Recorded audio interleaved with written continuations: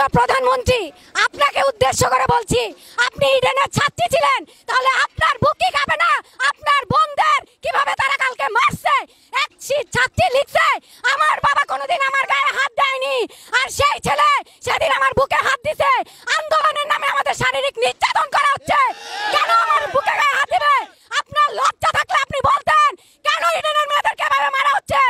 আপনি আন্দোলন করলে সুষ্ঠু পথে আন্দোলন করেন, আপনি কেন এভাবে?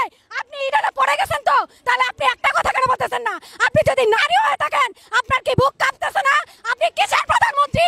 আমরা চাই আপনি রাস্তায় নামুন, আপনি এইসব দেখেন আপনার বাবা যে দেশ স্বাধীন করে গেছে সেটা কি আদৌ স্বাধীন না নামে স্বাধীন?